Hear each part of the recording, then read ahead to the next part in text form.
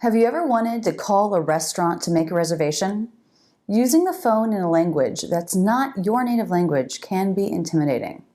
I've put together a sample conversation for calling a restaurant to make a reservation.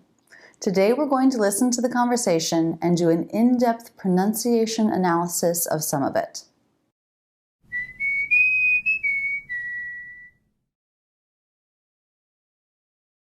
In this conversation, the person calls to make a reservation. She asks about availability, and then they have a discussion.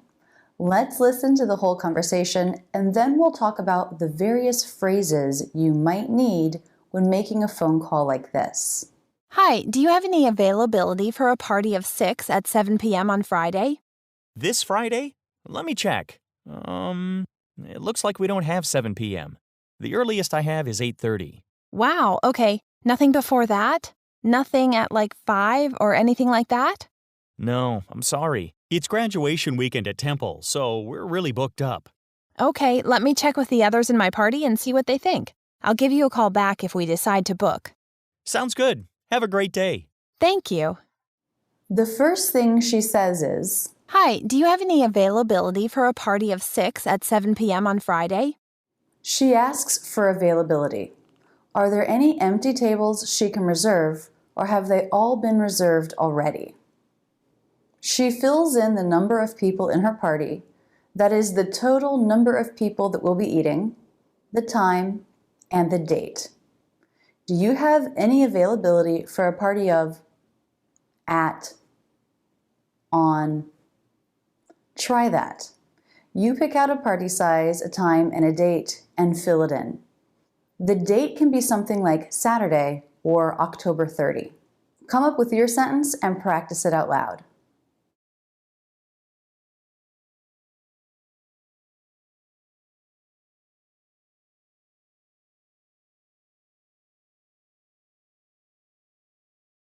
Can she book this reservation that she wants? No. Let's listen to his response. This Friday? Let me check. It looks like we don't have 7 p.m. The earliest I have is 8:30. Unfortunately, we don't have 7 p.m. is the answer. There's no table free at 7 p.m. He does offer an alternative saying, the earliest I have is 8:30. That was nice of him to give further information. If you call for a reservation and someone just says, no, sorry, we don't have that, you could say, do you have anything available earlier or later? Try that. Say it out loud with me.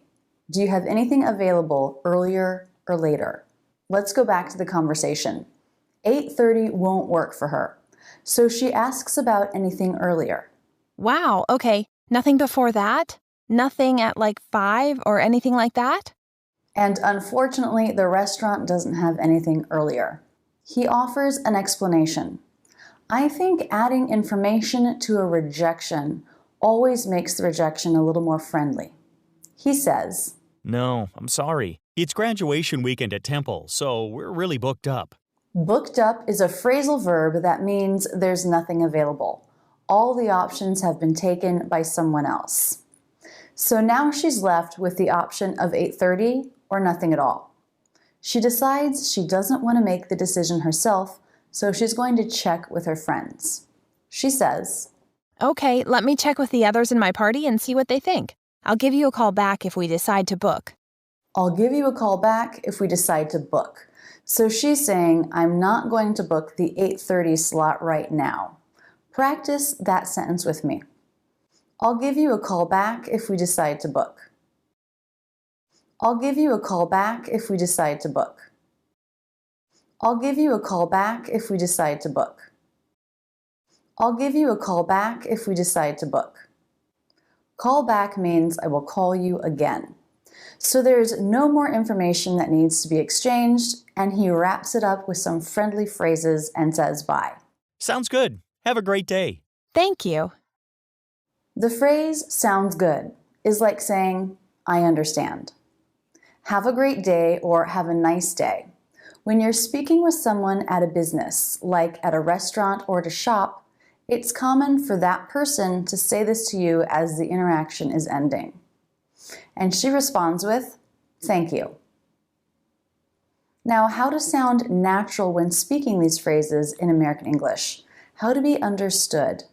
I do an in-depth analysis of the whole conversation in the conversation course in my online school, Rachel's English Academy, but I'll give you a free preview here, an analysis of the first line, where we talk about things like word stress, reductions, the flap T, and so on in real conversational English. If you like this kind of exercise and you think you want more of them, there are dozens of them in Rachel's English Academy, and I add more every month. So check out rachelsenglishacademy.com for information on subscribing. Here's that conversation analysis now. Hi, do you have any availability for a party of 6 at 7 p.m. on Friday? This is a pretty long sentence, a pretty long thought group. Hi, do you have any availability for a party of 6 at 7 p.m. on Friday? No breaks.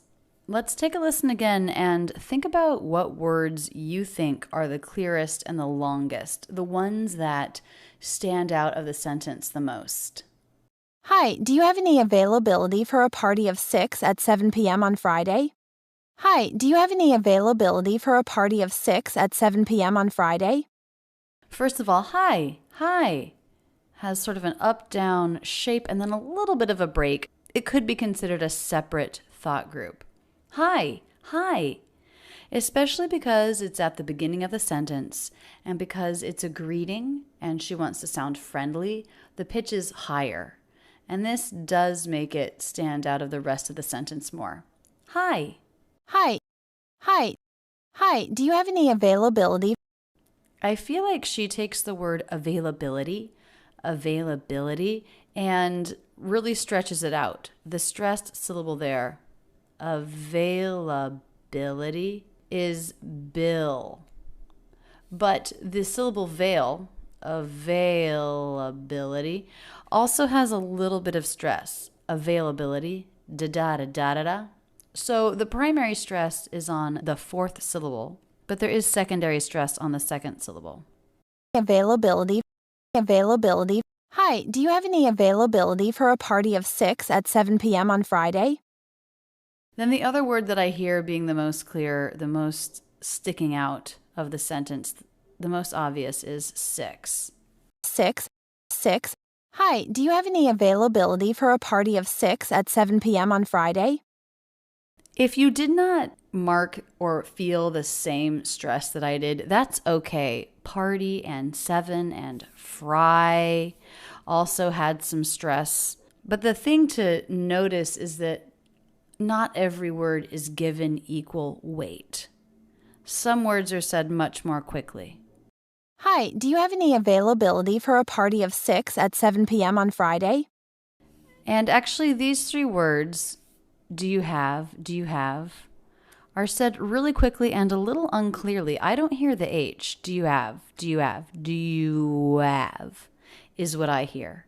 Not do you have, but do you have. It's not uncommon to drop the H in these function words like have, had, his, her. Do you have? And the word do said so quickly that it almost doesn't have a vowel. Do you have? Although she dropped the H. So it was do you have?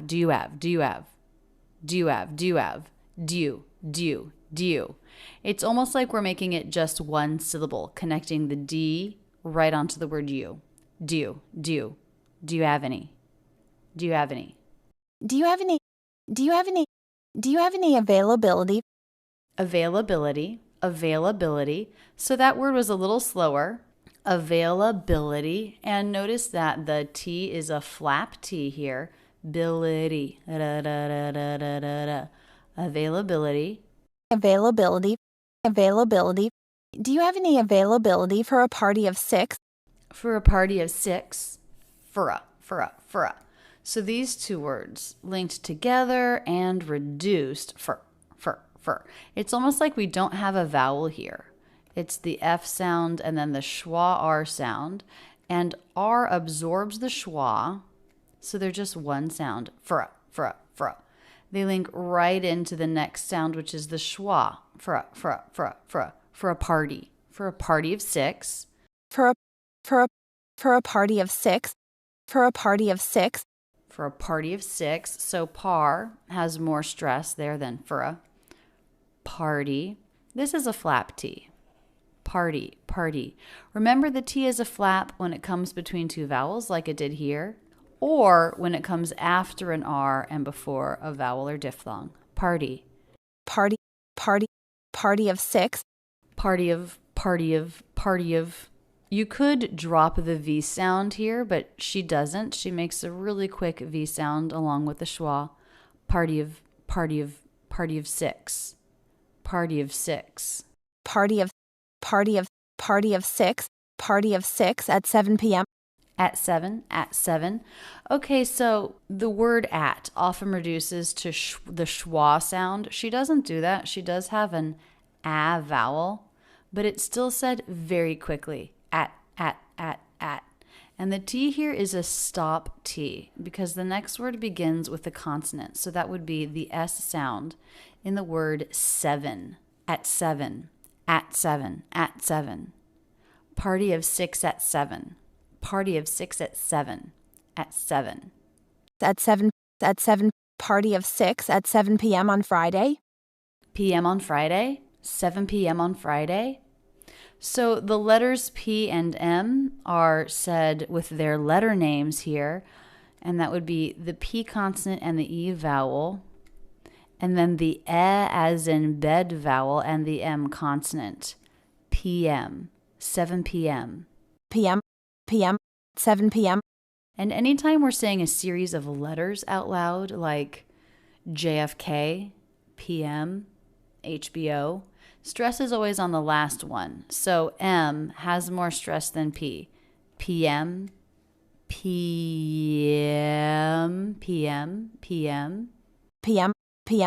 7 p.m. AM would sound like this. AM. Can you tell that I'm stressing the second one? AM. And that would be spelled in IPA with the A as in say diphthong, and then again the E as in bed vowel and the M consonant. AM. PM. So in both of these cases, we're linking the two words together. AM. PM. 7 p.m. on Friday. 7 p.m. on Friday. So everything links together, the ending M of M into the vowel of on, 7 p.m. on Friday. This can either be written with the aw as in father or the aw as in law vowel. It's so quick here, it's kind of hard to tell what she uses. 7 p.m. on Friday. 7 p.m. on Friday. 7 p.m. on Friday. I would probably write it with the aw as in father vowel. On Friday. Friday. On Friday. Okay, the pitch goes up at the end. She's asking a yes/no question. And so making the pitch go up shows that she is inquiring. On Friday. Do you have any availability for a party of 6 at 7 p.m. on Friday? I call this kind of analysis a Ben Franklin analysis. To see more videos like that on YouTube, click in the description. If you want to see my absolute latest video, click here. If you're new to the channel, check out this Where to Start playlist. Click here to subscribe. I make new videos on American English every Tuesday. To be sure we can keep in touch, click here to sign up for my newsletter. You'll get free lessons in your inbox every week.